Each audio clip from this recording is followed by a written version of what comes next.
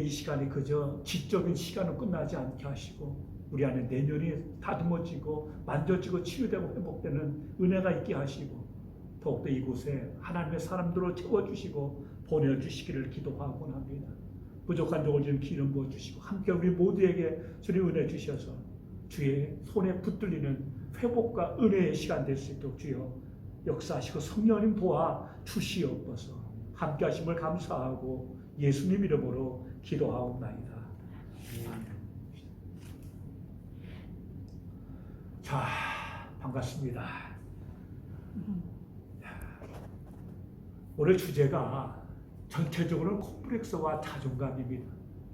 그래서 제가 이곳에 와서 이제 신앙생활하고 또 함께 돌보면서 이 콤플렉스 문제가 참 크다는 사실을 제가 참 많이 느끼게 됩니다. 이건 사실 이름 없는 사람이 없는 것처럼요. 콤플렉스 있는 사람이 있을까 없을까요? 다 있답니다. 엄청나게 많아요.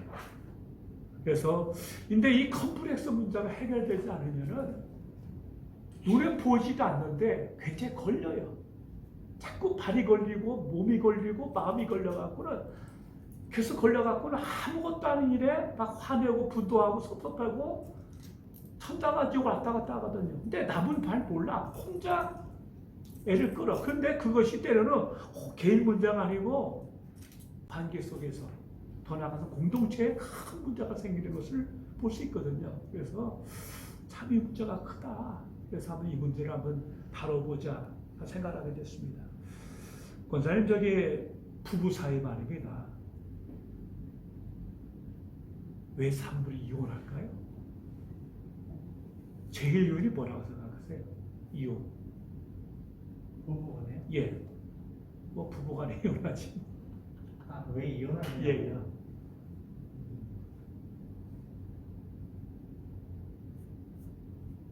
일단 서로에 대한 좀 이해를 많이 안 하고 언어로 인한 이혼도 좀 많이 있을 거라 생각합니다. 흔히 보면요, 성격 차이를 제일 많이 해요. 성격 차이. 도무지 저 사람을 내가 이해 못하겠다는 거예요. 그래서 심지어 저 머리를 한번 머릿속을 뚜껑 열고 한번 들여다보고 싶대. 도대체 저 속에 뭐가 들어있는지 그런 말 많이 하거든요. 남자도 그 얘기하고 여자들도 그런 얘기 많이 해요. 그래서 성격 차이. 혹은 그것은 어떤 사람을 이걸 지나치게 성격 차이라고 하는데 그건 좀 약간 그런 것 같고요. 근데 사실은 성격 차이나 여러 가지의 요인이 있지만 그거는 드러난 부분이고 드러나지 않는 부분은 열등감이에요. 열등감이 밖으로 노출되지는 않는데 속에서 모든 매사에 부딪히고 그것이 성격적으로다가 맞지 않는 걸로 드러나는데 실상 보이지 않는 주범은 뭐냐면 콤플렉스예요. 우리 안에 있는 열등감이라는 거예요. 그 열등감은 미국의 대통령부터 시작해서 재미있는 미국에서 말입니다. 여러 그 의사들이나 정신과 의사들이요 현직 대통령에 대해서는 언급을 안 한답니다. 그게 불문율이래요. 그런데 작년부터 금년까지 트럼프 대통령에 대한 성격에 많이 얘기를 해요. 그분은 어떤 성격인 것 같아요? 근데 그 성격이 그 트럼프 개인만이 아니고 국정을 이끌어가고 심지어 세계 속에 어떤 관계에서 엄청난 영향을 많이 미친다는 겁니다. 그래서 그게 너무 심대하다 보니까 이제 현직 의사들이 불문율을 깨고 트럼프 성격에 대해서 얘기하고 있는 거예요. 뭘까요? 그건 가장 많이 드러나는 거. 우리 전문 용어는 몰라도 어떤 게 기억납니까? 그분이. 좀 독단적인 것도 있고요. 또요. 저돌적이고 또 얘기해 보세요. 우리 사모님 얘기해 보세요. 제멋대로다. 그래서 그 학자들 말입니다. 이 사람을 나르시시즘이라고 하죠. 자기애성. 이 사람은 자기가 무대에 서서 환호와 박수 갈 때 바다의 살맛이나 또 스스로를 이렇게 띄우고요. 아까 철두철미 모든 게 뭐냐? 철저하게 자기중심. 내가 세상의 중심이에요. 그래서 남들부터 칭찬과 박수 받지 못하면 폭격돼요. 근데 그 사람들 뭐냐? 칭찬에 아주 약해. 칭찬 먹고 살아가는 사람들. 그러니까 자기의 생각하다 보니까 사실은 이게 심화되면 그 반사적인 것도 나타날 수 있는 거죠. 오직 내가 세상의 중심이니까.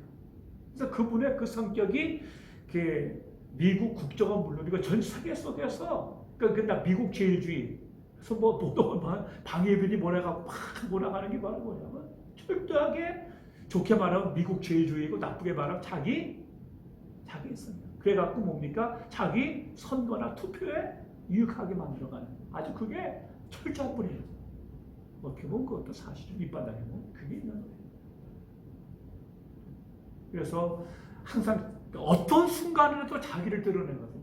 자기 자아 자찬을 하고 근데 뭐냐 그게 어떻게 보면 굉장히 어떻게 보면 나는 잘한다고 하는 어떤 우월감의 표현이거든요. 근데 사실 우월감의 반쪽의 면은 뭐냐 그림자는 뭐냐 열등감이에요. 사실. 그래서 열등감과 우월감은 동전의 양면이라고 합니다. 그러니까 우리가 그런 거 보면 누구도 이게 없는 사람이 없거든요. 다 있어요. 저도 있고 모두가 다 있어요. 근데 재밌는 게 있어요. 제가 어떤 책을 보니까 말입니다. 이런 재밌는 표현을 한다고 해요. 힘이다, 힘. 권사님은 CEO인데 직원을 채용해요. 두 사람이 딱 이렇게 면접을 봐서 성적은 같아. 하나는 늘씬하고 크고 호남형이야. 하나는 아주 키도 그렇고 그래. 누굴 뽑겠어? 아무래도 전자를 뽑을 확률이 많을 것 같습니다. 왜요? 이 상대인 것 같습니다. 기본적인. 근데 그게 말입니다. 실제 객관적 사실이 납니다. 사람들은 뭐 그의 인격을 본다, 뭐 성실성을 본다, 뭐 다 본다고 하지만은 실상은 뭐 첫 이상이랍니다. 근데 분명히 여러 가지 실험을 해보니까 키 큰 사람은요 승진도 빠르고 연봉도 더 높았어요. 그래서 그 미국 펜실베니아 대학의 니콜라 페르시코 또 앤드류 포스브레이트 댄 실버맨 교수팀이 2001년도에 발표한 연구 결과인데요. 키 큰 사람은 확실하게 우위랍니다. 왜 그럴까요?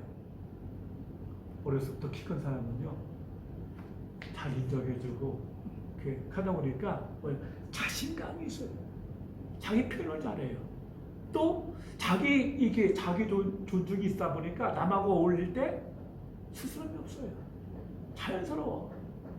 거기에 비해서 키가 작은 사람은 뭡니까? 상당히 어떤 자존감이 약해요. 그러다 보니까 남이 날 어떻게 생각할까 하고 뭐 그런 데 신경 쓰다 보니까 사실 자기 어떤 관계와 일에 온전히 몰입하지 못하는 그러한 결과를 가져오게 되는 겁니다. 여기 본 책이 이렇게 되어 있어요. 키 1인치 2.54cm마다 연봉 차이가 얼마인지 아세요? 무려 $789라고 합니다.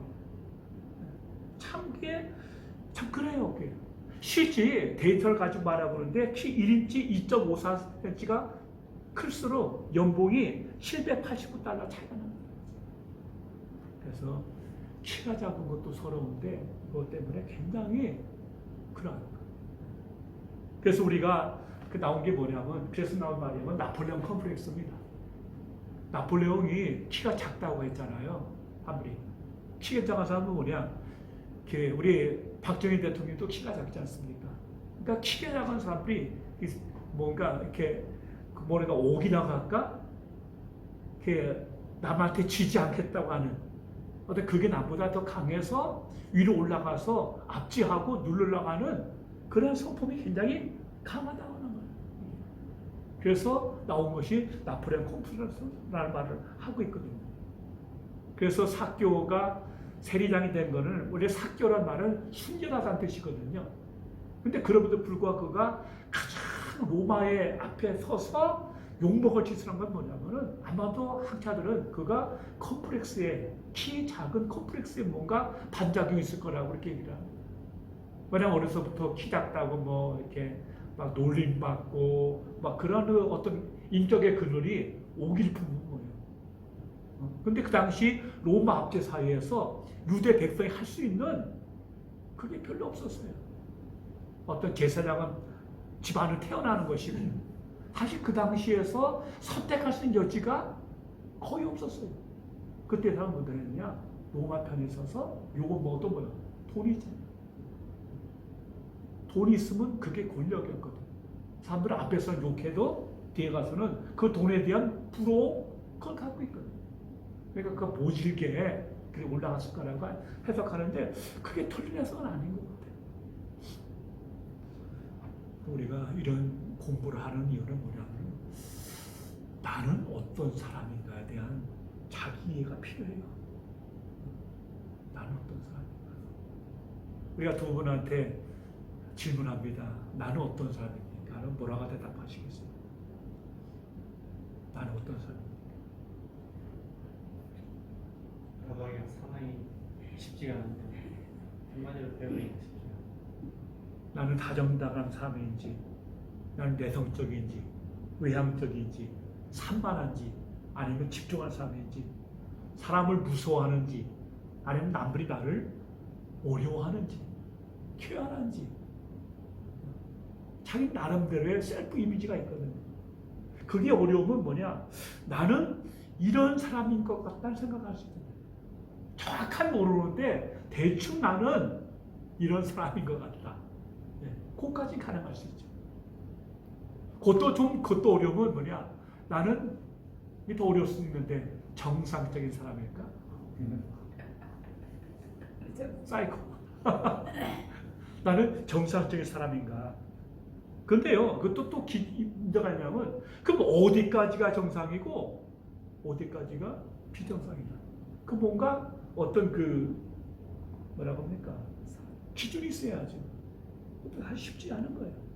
그래서 중요한 건 뭐냐면, 우리가 자신을 제대로 안다는 게 그만큼 생소하지만 중요한 거죠.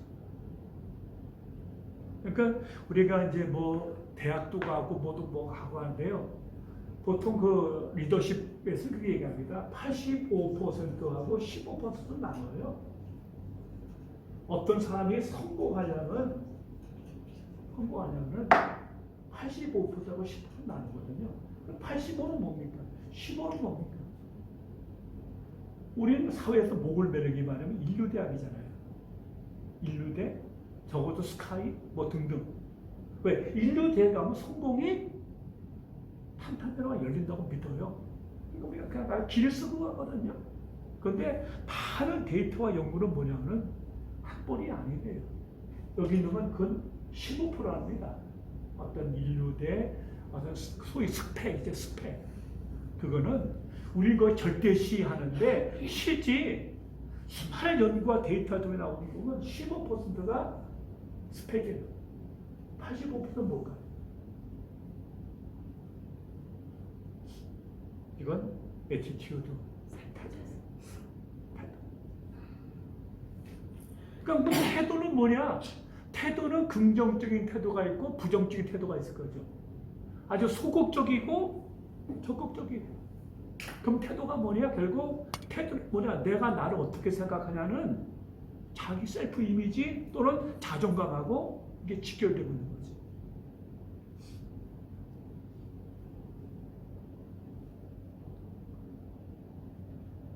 참 관계가 쉽지 않은 것 같아요.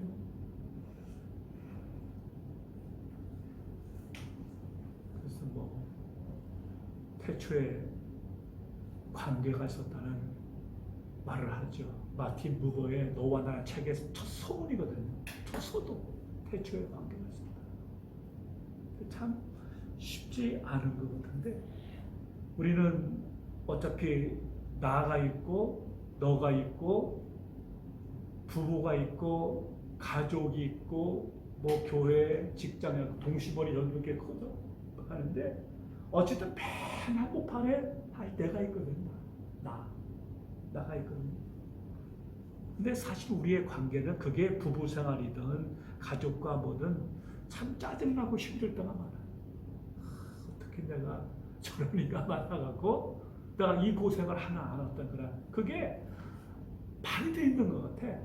다들 이걸 입 밖으로 얘기를 안 해서 그렇지 많이 갖고 있는 것 같아.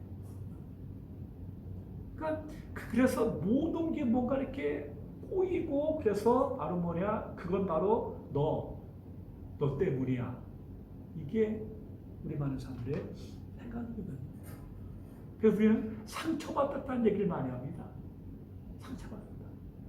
심지어 교회 와서도 교인들이 은혜 받았다는 말보다도 상처받았다는 말을 많이 해요. 너무 자주 해. 너무 많이 해. 어떻게 보면 매일 그냥 무슨 교회가 병원선 같아. 전투함이 아니고. 저 많은 것에서 걸려 넘어지고 그런 사람들이 바로 뭐냐면 여기 있는 거예요. 그러니까 문제는 뭐냐면요. 내가 인생이 부정적으로 가고 잘못 꼬이고 그런 데는 저 사람이 나를 이렇게 상처 주고 그런 것도 있지만 가장 나를 힘들게 하는 건 뭐냐면 욱하는 나래요. 툭하면 상처받고 울고 짜고 스스로 부정하고 자학하고 비하는 자기 자신이 가장 나를 상처 준다는 거죠. 상처 준다는 거죠. 그래서 나는 과연 정상인가를 묻지 않을 수가 없는 거죠. 그러면 정상이 있고 비정상이 있다면 그 비정상의 근원이 뭐냐는 거죠. 그 비정상이 뭐냐. 어떤 사람은요, 어마무시한 상처를 받아도 끄떡 떠는 사람이 있어요. 그 방앗간 줄 못해. 웬만하고 털컥해도 흔들리도 않아. 어떤 사람은 사소한 것에 그냥 울고 난리고 뒤집어지거든요. 그건 뭐냐? 금방 여러 가지 표현이에요. 방앗간적으로하고 금방적으로하고. 근데 아주 예민한 사람들이 있어요. 아주 예민한 사람들. 근데 거기가 바로 그게 콤플렉스예요. 콤플렉스. 그래서 칼 융은 그런 말을 했습니다. 콤플렉스는 뭐냐? 잠재된 감정의 복합체다. 그리고 그 콤플렉스가 성격을 규정한다는 말도 하고 있습니다. 우리말에 그런 말이 있죠. 자라보고 놀란 것은 뭐 보고 놀란다 하죠? 소뚜껑 보고 놀란다. 왜 그래요? 내가 어떤 자라보고 놀라는지 몰라도 아무튼 어떤 A라는 상처를 받고 크게 놀랐어요. 근데 나한테 다 잊어먹고 지냈는데 어느 날 비슷한 거 봤는데 뭐예요? 갑자기 옛날 그 사건이 소환시키는 거죠. 그래갖고 막 가슴이 두근반두근 막 깜짝도 못하고 그냥 완전히 얼어버리는. 근데 그런 나가 굉장히 웃기고 바보 같고 등신 같아. 내가 그까지 가갖고 내가 왜 그렇게 꼼짝 못하고 그냥. 그리고 내가 공격받으면서도 아무 소리 못하고 다 지나간 다음에 화가 나는 거예요. 아니 등신 그걸 또 그냥 있어 그냥 뒤집어 놓지만 밖으로 이미 버스 지나갔어. 그러니까 오히려 또 자기한테 상처가 되게 스스로 자학하고 비판하면서 이게 바로 뭐냐 콤플렉스예요. 콤플렉스. 트라우마라고도 하죠. 트라우마.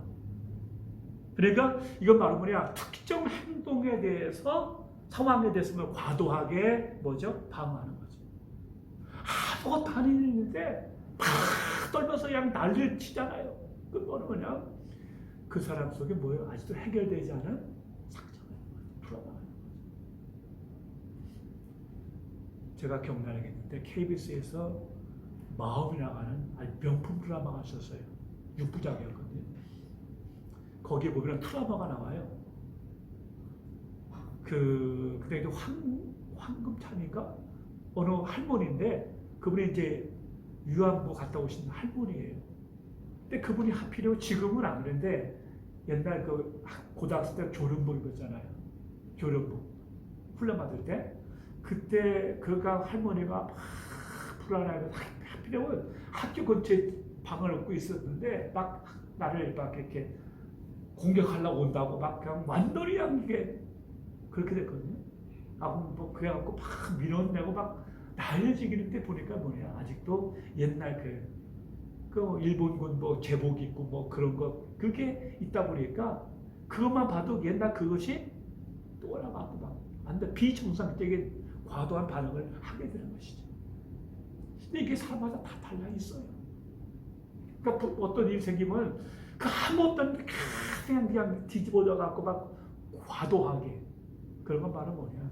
사실 우리가 어떤 상처에 대해서 우리가 보통 객관적으로 보면 2나 3 정도 불과해요. 그 말이나 행동이. 그렇게 흥분할 것이 아니야. 또 어떤 분은 이것이 이거 갖고 8이나 9, 10으로 반응을 하거든요. 과도하게. 이건 바로 뭐냐. 이거는 이 사람 잘못이 이걸 투사라고도 하는데 잘못이 아니에요. 그 사람 속에 아직도 해결되지 않은 트라우마가 있는 거예요. 그래갖고는 전혀 그런 일이 아닌데도 불구하고 객관적으로 그렇게 화내고 그렇게 할 일이 아닌데도 불구하고 과도하게 이해가 되시죠 이게? 그 말은 뭐냐 아직도 그의 콤플렉스 트라우마가 있는 거죠.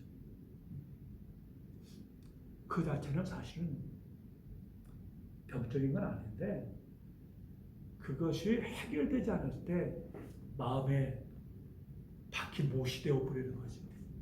그래서 그 못이 뽑아지기 전까지는 계속 그는 아파하고 상처 있고 고통할 수밖에 없는 거. 그래서 왜 사람마다 같은 상황인데 저렇게 다르게 반응할까? 결국 그런 과거의 그런 것을 어떻게 이것을 이렇게 받아들이고 해석하고 이걸 극복하냐에 따라서 얼마든지 편차가 있다고 하는 것이죠. 근데 분명한 것은요, 상처나 그런 거 없던 사람이 없어요. 없어요. 다 있어요. 근데 그걸 많은 경우는 그걸 애써 부인해요. 없다고. 난 그런 일 없다고. 사람이요, 너무 큰 상처가 있으면요, 그걸 기억하면 고통스럽거든요. 아예 기억에서 지워버려요. 근데 문제는 지워지는 게 아니에요. 그 억압이라고 하는 내 마음 무의식에 집어넣고 콘크리트 쳐버리는 거예요. 너 나오지 말라고. 치는데 뭐냐? 이게 무의식에 잠겼다 보니까 내가 의식 못하는데 어떤 상황이 탁 들어가면 나도 모르게 그 뚜껑을 열고 튀쳐 올라오는 거예요. 갖고 그냥 난리를 지기는. 저분이 왜 저래 저거? 완전히 그냥 이렇게 우리말 속대말 뚜껑 열린다고 하잖아요. 그래갖고 관계를 깨뿌리고 그런 게 얼마나 많은지 몰라요. 그렇기 때문에 사실은 자신의 어떤 컴플렉스를 내가 들여다보는 게 중요해요. 아, 나한테 이런 게 있구나. 뭐가 이렇게 터지면은 애써 부인하고 합리하고 정당화하고 그게 아니고 뭐 하는 게 아니고 그걸 한번 들여다보는 거예요. 때로는 뭐 부끄러운 일도 있고 그렇지만은 그걸 애써 외면하고 억압하는 게 아니고 그걸 인정하는 거죠. 아, 한번 생각해보면 아, 이게 나한테 이런 게 있구나. 그러면서 그걸 한번 추적해 보는 거예요. 아, 이게 왜 나한테 이런 게 있었던 거지? 기도하고 우리가 기도할 수 있잖아요. 성령님 내 마음속에 그 어린 시절을 기억나게 해주십시오. 그 기억나요. 그걸로 끝나면 안 되겠죠. 성령님께 간구해서 그 울고 있는 어린아이라고 하잖아요. 내면아이. 나이가 50, 60이 돼도 여전히 해결되지 않고 상처 입었던 그 나이, 그 어린아이를 달래고 주연의 가운데 그것을 돌이키고 회복하는 이것이 내적 치유의 핵심이거든요. 근데 많은 경우 우리는 뭐냐?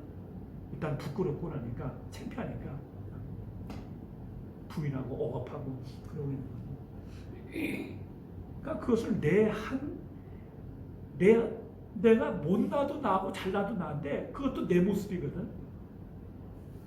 그걸 이렇게 설명하면 융신약에서는 빛과 이걸 그림자라고 그래요. 섀도우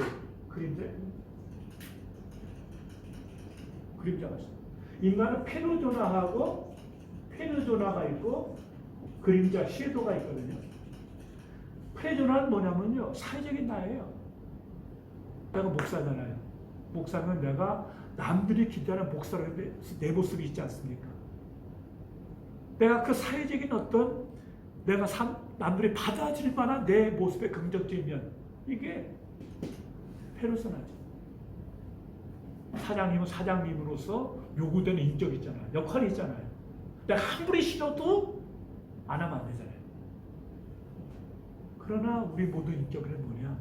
참 정말 내가 봐도 힘든 모습이었어요. 정말 어두운 그림자. 근데 사람들은 뭐냐? 문제는 이거는 예수, 이거는 뭐예요? 뭐예요? 이게 나 아니라는 거예요. 그로서 뭐냐? 이것은 더 큰 힘을 가지고 내 무의식을 잡아 흔드는 거죠. 그래서 우리가 성숙이라는 건 뭐냐면요. 성숙은 통합이에요, 통합. 내 안에 있는 긍정과 내 안에 있는 부정을 이게 내 인격이고 이게 바로 나라고 하는 사실을 내가 인정해야 돼요. 이해가 되십니까? 이거? 굉장히 중요한 부분이에요. 인정을 해야 돼요. 그래서 내 컴플렉스는 이거다. 근데 우리는 뭐냐? 꼭 숨기거든요. 감추거든요. 그러니까 좀 더 이것이 건강식보다 인격으로 더 커져요. 약점도요. 우리가 아예 오픈해버리면 편해요. 누가 뭐라 하면 그런 게 아니고 맞아요. 나 그래요. 나 그런 면이 있습니다. 기도해 주십시오. 정말 그 부분에 약합니다. 하고 아예 내 약점을 노출해 버리면요. 상대방의 힘을 잃어버려요. 내 무의식도 잃어버려요. 그리고 나 자신과 화해한다는 것이죠. 요 부분이 우리가 인격 성장과 내적 치유에서 굉장히 중요한 포인트입니다. 통합이라는 거. 예. 빛과 그림자, 헤로즈나와 내 그림자와의 이 통합. 이거 통합을 인정해 주는 거예요. 이걸 받아들이는 거예요.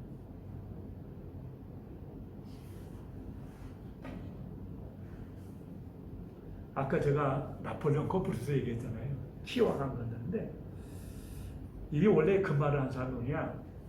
알프레드 아들라는 심리학자가 있어요. 굉장히 유명한 사람. 하나는 프로이드가 있고요. 하나는 알프레드 아들러드가 있고 하나는 누구죠? 빅터 프랭클이 있어요. 근데 프로이드는 모든 걸 그 성의 심리로 풀었고 성의 욕구, 욕망으로 풀었고 알프레드 아들러는 뭐냐? 권력의 의지예요. 이 나온 게 뭐냐면 열등감이었어요. 그 열등감에서 나온 게 콤플렉스. 내 그쪽에서 나폴레옹 콤플렉스죠. 내 열등감을 극복하기 위해서 치장한 사람 더 큰 지배력을 갖고 아주 공격성을 드러내는 그러한 것을 일명 나폴레옹 콤플렉스라고 하거든요. 근데 재밌는 실험이 있더라고요. 1995년도에 검정꼬리 송사리라는 그 조그마한 물고기 떼가 있대요. 송사리. 근데 어떤 학생을 연구를 했나 봐요. 근데 그 송사리 떼도 그것들 서로 막 싸우고 그러는데 그 검정꼬리 송사리 떼의 그 집단 내 갈등, 싸움의 78%가 덩치 작은 놈이 스트라이크를 일으키는 거예요.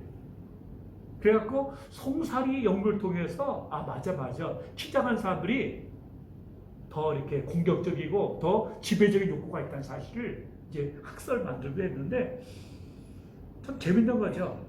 근데 왜 작은 사람들이 이게 맞짱 뜨려고 대들까요? 내가 작으니까 싸워져도 뭐예요? 잃을 게 없어요. 그리고 또 오히려 어떤 그런 또 오기가 있으니까 더 그냥 이렇게 부딪히고 이제 그런 모습을 보이고 있습니다. 근데 실제 나폴레옹은요, 그 키가 157이라고 알려져 있는데 안 그렇답니다. 서울대학교 곽금주 교수가 쓴 책을 보면 169래요. 제가 키가 지금 이제 그 키 정도 됐을 건데, 뭐 컴플렉스 느낄 만큼 그렇게 작은 키는 아니거든요. 그래서 약간 좀 핀트가 벗어나지 않았느냐는 그런 얘기도 하고 있더라고요. 지금. 9cm만 네? 키가 10cm만 더 컸으면 좋겠어요. 저도 그래. 저도 키가 10cm 더 크면 좋겠다는 생각을 많이 갖고 있었어요. 키가 10cm 더 크겠다. 그리고 머리가 좀 더 있었으면 좋겠다. 머리가 있었으면 좋겠다. 근데 다시 말씀드리지만 중요한 건 뭐냐면요. 컴플렉스가 이게 반드시 나쁜 게 아니에요. 반드시 부정적인 게 아니에요. 알프레드 아들러가 얘기가 뭐냐? 이것 때문에 뭐요? 성장한다는 거예요. 내가 키가 작거나 어떤 저번에 제가 문지영이 얘기했죠. 그 지난 시간 전에 정말 피아노 없는 피아니스트 참 얼마나 대단합니까? 종이에다가 겉만 그려놓고 이걸 10시간씩 산 게, 정말 1%나 그렇게 할까요? 그 가난이라고 하는 지독한 그거 콤플렉스잖아요. 그거를 극복하기 위해서 애쓰고 그 극복한 거 보면 대단한 사람이죠. 그러니까 이 어떤 그 콤플렉스가 반드시 부정적인 것만 아니다. 왜? 그걸 딛고 극복하고 더 적극적으로다가 그 어떤 공격적 자세라고도 볼 수 있죠. 그래서 자기 발전에 중요한 그 원동력이 될 수 있는 것이죠. 우리 우선 뭐가 아쉬워요? 저요? 네. 하나만. 돈이 아쉽니다. 어릴 적에 어렵게 크셨습니까? 그렇게 어려는 안 했는데. 뭐 지금 상황이겠죠? 예, 지금 상황. 어디가 그래요? 뭐가 소원이에요? 본인의 컴플렉스? 사랑하는 게 소원이에요. 뭐라고? 사랑하는 게 소원입니다. 아, 그래요. 사실 이거는요, 정답은 없어요. 이 사람한테 맞는 게 이해 될 수 없고. 그러니까 어떤 한 사람이 성공했다고 해서 그게 모든 사람한테 일반화 시키기에는 사실 무리가 있어요. 모두가 다 문정이 될 수는 없거든. 모두가 다 이지선이 될 수는 없고. 근데 분명한 것은 이거는 누구도 도와줄 수 없어요. 컴플렉스 문제. 어떤 외부에서 자극을 주고 방향을 제시해주고 어떤 그 힘은 보태줄 수 있어도 그걸 극복하는 거는 그 누구도 도와줄 수 없어요. 본인 스스로 노력해요. 본인 스스로. 그러기 위해서 바로 뭐냐? 있는 그대로의 나의 자신을 받아들이고 사랑하는 겁니다. 쉽지 않죠. 거기에 문제가 걸려있기 때문에.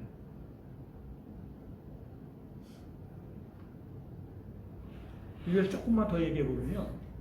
열등감 있는 사람의 문제는 뭐냐면은 너무 쉽게 상처를 받아요.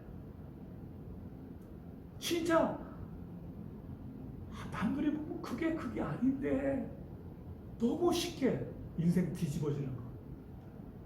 참 이게 문제예요. 그들은 뭐냐? 왜 그래야 스스로를 깎아내리거든. 자기 긍정이 아니고 자기 부정이거든. 스스로 깎아내려요. 그리고 남들한테 진짜 자신의 진정한 모습을 절대 보여주지 않아요. 절대 노출시키지 않아요. 그러다 보니까 뭡니까? 다 가식이죠. 다 가식. 이런 사람이 있었답니다. 굉장히 좀 어렵게 큰 모양이에요. 그래서 이제 뭐 집이나 옷이나 뭐 이런 거에 대해서 뭔가 이렇게 그늘이 있는 분이죠. 근데 어느 날 졸업하고 한참이 지나다가 어떤 기회에 동창회 아닌 동창회 몇몇 친구들께 모이는 모임이 있었대. 근데 이분의 특징은 뭐냐면 외출하려면 2시간은 이거 해야 돼. 2시간. 안도에 뭐죠? 패션쇼를 해야 되고 이걸 해야 2시간을 해야 돼. 그러니까 오랜만에 모이니까 오죽하겠어. 그냥 아침부터 그냥 완전히 그냥 패션쇼에다가 다 하고 갔네. 딱 문 열어보니까 아뿔싸. 남들 다 뭐요? 다 평상복. 자기만 머리끝 발끝까지 공주처럼 하고 가네. 어땠을까요? 기분이. 지옥에 떤다 그 순간. 아, 쪼다. 정신이. 그러니까 자기의 있는 모습을 그대로 노출시키지 않는 게 아니고 항상 꾸며져 있어요. 이런 분들은 말입니다. 아주 멋지고 완벽한 모습으로 자신을 꾸며요. 진짜 내 자아가 아니고 내가 보여주고 싶은 나. 그잖아요. 이상적인 나. 거기에 목숨을 걸어요. 그러다 보니까 아주 외출하는 2시간, 3시간을 공을 들이죠. 그건 내 모습이 아니거든요, 사실. 얼마나 피곤해요. 남도 어떤 때 불편하고 거북하고. 그리고 이것이 안 되면 아니거나 아니면 완전히 세상과 담을 쌓아버려요. 담을 쌓아버려요. 그래서 자기만의 세계, 자기만의 성을 쌓고 살아가는 폐쇄적인 사람 많아요. 그러니까 우리가 열등감이라고 자존감이 낮다는 말하고 통할 수 있는 단어잖아요. 그렇기 때문에 뭐가 되냐면 자기 자신을 잃어버리고 사는 거예요. 내가 누군지, 내가 뭘 좋아하는지, 내가 뭘 원하는지, 뭘 싫어하는지 내가 없어. 남의 기준을 맞춰. 그냥 아내가 좋아하는 거, 남편이 좋아하는 거, 자식이 좋아하는 거, 누가 좋아하는 거, 상사가 좋아하는 거 나는 완전히 없어요. 상대방이 원하는 모습 나를 다 갖다 맞춰. 내가 없어지는 거죠. 내 모습이 아니야. 그것은. 그러니까 열심히 사는데 뭐예요? 인생에 한없이 피곤해. 그리고 슬퍼. 행복할 수가 없죠. 왜? 내 인생 사는 게 아니니까. 그렇게 하다가도 했는데 내가 거부당하거나 뭐가 공격당하거나 비난받으면 지옥이죠. 지옥이죠.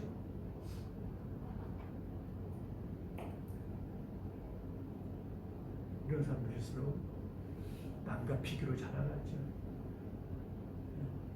그리고 아까 말씀드렸죠. 끝없이 다른 사람의 눈에 들려 변신의 변신을 거듭하는데 얼마나 피곤하겠어.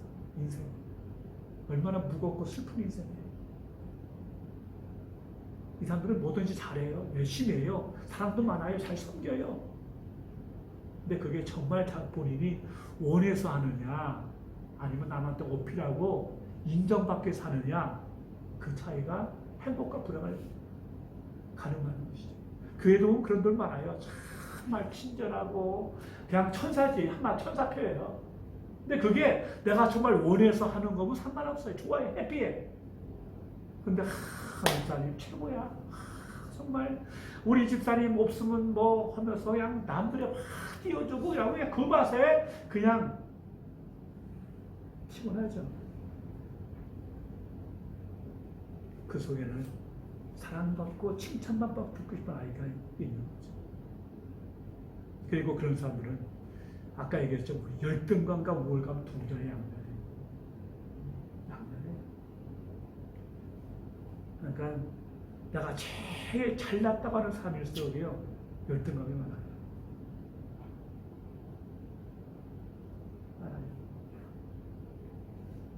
그만큼 남을 의식하고요. 제가 살아보니까요, 내가 정체감 고백했어요. 나보다 그렇게 잘난 사람이 많아. 인물도 좋고 머리숱도 많고 키도 크고 배운 것도 많고 똑똑해. 다리도 길어. 참 말이요. 저도 그렇게 빠지는 사람은 아니라고 생각했는데 세상은 넓고 인자는 많다. 인자감이 나. 설교도 보면요 정말 잘하는 게 많아요. 어쩌면 젊은 사람들이 또 요즘 사람들 이렇게 웬만하면 다 유학파야. 웬만한 사람들은 보면 영어도 잘하고 뭐 거침이 없어. 참 많아요. 그거 다 비교고 살다가는 내가 최고라고 하다가는 이건 바보죠. 맨날 지옥을 살 겁니다. 나보다 똑똑한 사람들은 얼마든지 있거든. 그 뭐 지옥이죠. 근데 의외로 많아요 그런 분들. 근데 겉으로는 완벽해 보여. 겉으로는 막 정말 왜 완벽한 가면 쓰고 살아가는데 그게 내 인생이 아니지. 그리고 또 하나 그건 뭐냐면요. 자존감이 낮고 컴플렉스한 사람들이 이게 잘못되면요. 그 누구 탓이야 그게? 내 탓은. 내 탓. 내가 좀 더 잘했으면, 좀 더 내가 어떻게 했어야 하는데 하면서 모든 책임을 혼자 짊어지려고 해요. 왜냐하면 자기 스스로를 못 믿거든요. 나 스스로 자기 회의와 불신에 빠지고 불안에 차 있기 때문에 잘못도 나한테 못해요. 그걸 다 혼자 뒤집어 쓰고 짊어져요.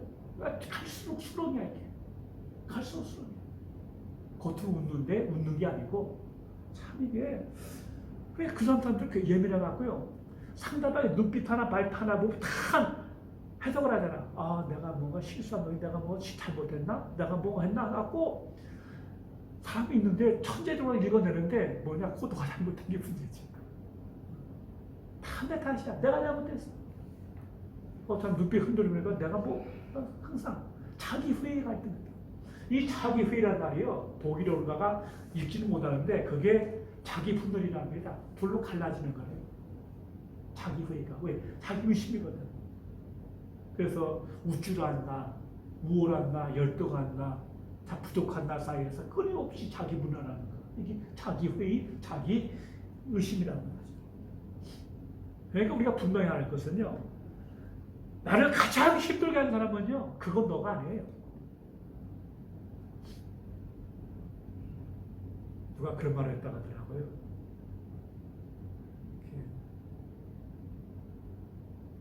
제일 이 소원이 뭐냐니까 마누라가 바뀌었으면 좋겠다. 그럼 천국에 올 것 같다고 그런 말 했다는 사람이 있는데 사실은 마누라가 아니에요. 나예요. 나를 가장 상처 주는 사람은 나예요. 인정하십니까? 나예요. 특히 나와 나 자신이 셀프 대화하는 거잖아요. 내가 정신 쪼다, 그것도 못하냐, 바보. 너 맨날 그러냐, 너 맨날 실수만 하냐, 너 그래갖고 언제 사람 될래, 언제 뭐 될래, 네가 그래도 목사냐, 네가 그래도 권사냐, 네가 그래도 뭐 사모냐 하면서 끊임없는 자기 비난과 자기 대화의 부정적인 자기 대화가 스스로한테 녹초를 만들고 하고 있거든요. 그러니까 모든 상처의 시발점은 바로 나예요. 자기 회의예요. 둘로 갈라지는 거예요. 자기 분열이에요. 그러면서 나만 불행하다는 거예요. 남들 다 행복한데 나만 불행한데 세상에 나 같은 사람이 없대. 내 사연 소설로 쓰면 소설 몇 권 나오고 드라마 쓰면 뭐 대화 드라마가 몇 개가 나온다고. 자기 연민이죠. 자기 연민과 자기 회의와 자기 의심.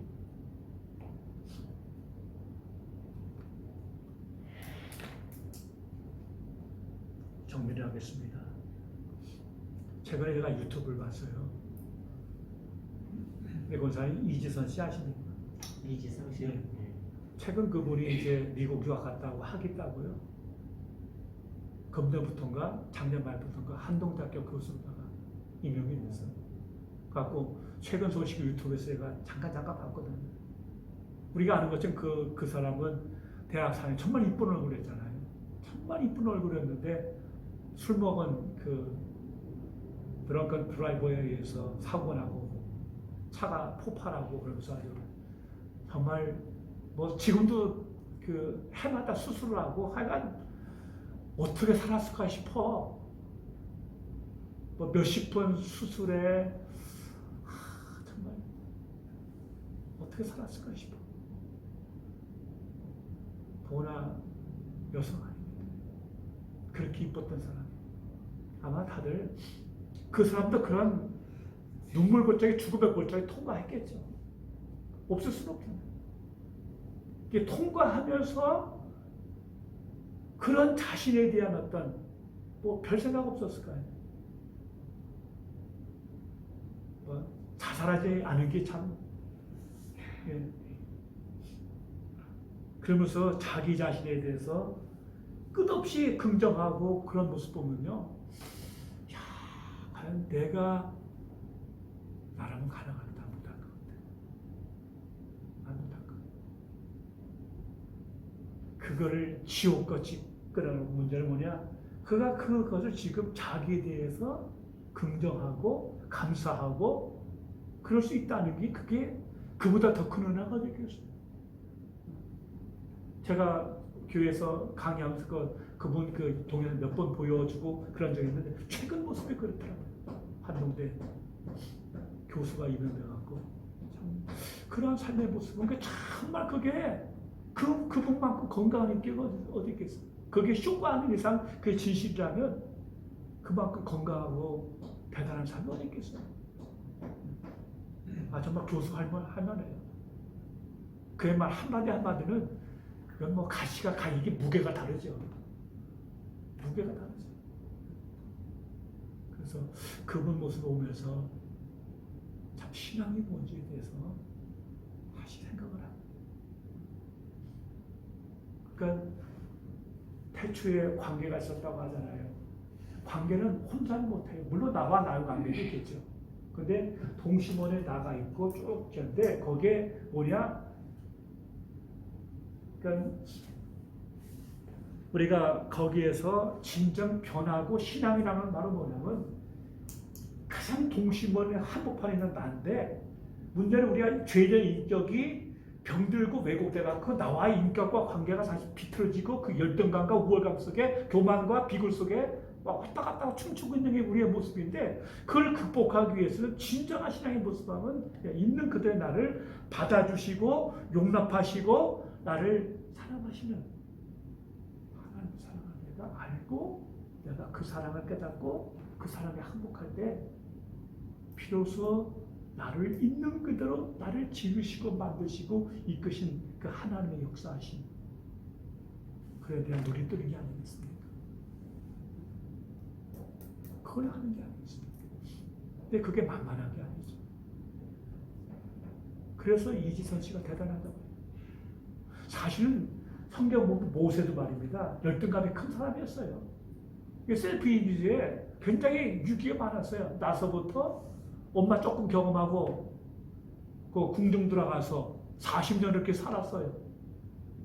애고 왕자인 줄 알았더니 그게 아니고 뭐 시부리 백성이었고 종살이였고 또 살인하고 도망가고 그런 그 인생 쭉 보면 그 굉장히 사실 경계선적 인생을 살아온 사람이고 문제가 많아요. 컴플렉스 많아요. 그러니까 하나님께 가라 하니까 몇 번이나 그럽니까? 몇 번이에요? 5번. 5번. 난 못합니다. 난 입이 둔합니다. 내가 무슨 말 합니까? 한 내 말을 안 들어요. 절대 안 들을 겁니다. 난 입이 풀이 뻣뻣하고 무려 5번을 뒤로 돌고 근데 주님은 그랬습니까? 야, 너 참 겸손하구나. 그랬어요? 화를 냈잖아요. 그러니까 우리가 다음에 할 기회가 있겠지만 그런 인생의 경계선을 몇 번 넘고 그런 것을 큰 자기 정체 속에 큰 쇼크를 경험한 사람은 이 부분이 쉽지가 않아요. 그냥 안 해요. 끝까지 못한다고 뒤로 뺐어요. 왜? 그도 그만큼 뭐요? 그늘이 많은 사람이에요. 컴플렉스가 많아요. 근데 그가 그럼에도 불구하고 가시떨기 불꽃 가운데서 만나신 하나님 그가 믿고 나갈 때 내 지팡이가 하나님 지팡이로 바뀌는 거고 내 부족한 나를 대신 주의 내가 약한 데서 주의 거룩과 능력이 나타나는 삶이 가능합니다. 사실 콤플렉스나 아까 뭐죠? 갑자기 생각 안 나요. 어떤 그런 그 PSSD가 뭐죠? 갑자기 예상 스트레스. 예, 예상 스트레스. 그게 바울도 그래. 사실 바울도 핍박에 있고 사람을 죽인 전력이잖아요. 근데 그거 평소에 그거 갖고 살았으면 못 넘어가요. 그리고 베드로 뭐 저주하고 맹세하고 부인하는 이런 그 과거와 실패 그거 평생 이거 극복 못했으면 아무것도 안 돼요. 모세도 모두 마찬가지예요. 그리고 또 다윗도 마찬가지죠. 남의 가정 아주 가정 파괴범 아닙니까? 그러한 전력과 실패의 어떤 그걸 가지고 이거 극복하지 못했으면 성공 다이도 없어요. 그것 때문에 우리는 어찌하든지 간에 이런 어떤 상처와 아픔과 그 모든 것들을 감사한 건 말은 뭐냐? 하나님께서 그거를 만들어주시다. 그래서 사람은 변할 수 있다 없다. 뭐가 정답이죠? 사람 변할 수 있습니까? 아니면 그 인간 그대로 살다가 가는 겁니까? 뭐예요? 사람은 안 변해요. 단 하나죠. 엔 크라이스트. 그런 정도든지 그리스도라 있으면 새로운 피조물이라 이전 것은 지나갔으니 보라 새것이다. 우리가 경험하는 인간 모습은 안 바뀌어요. 우리 동창회 가보세요. 맨날 늙은 거 빼놓고 똑같아. 근데 그리스도 안에 있으면 뭐예요? 새로운 피조물, 새것됨, 새 창조. 아멘? 네. 이걸 가득히 하는 것이 은혜입니다. 나의 나된 것은 하나님의 은혜야. 은혜야. 그러니까 그러니까 은혜만이 우리를 바꾸는 거예요. 그러니까 우리의 모든 그 열등감이나 콤플렉스, 그 모든 그 상처나는 거 인간은 못해요. 오히려 상처 안 주면 다 감사해. 근데 그리스도 안에서 주의 은혜에 의해서 바뀌어질 수 있고 그것이 한 수단이 벌어요. 이러한 시간들 그걸 통해서 그래서 우리가 이러한 것을 알고 이해하고 느끼고 기도하고 성령의 도우심 안에서 이걸 극복해 가는 그런 과정이 바로 이 수요 시간 이곳의 주된 목표가 되겠습니다. 질문 있습니까?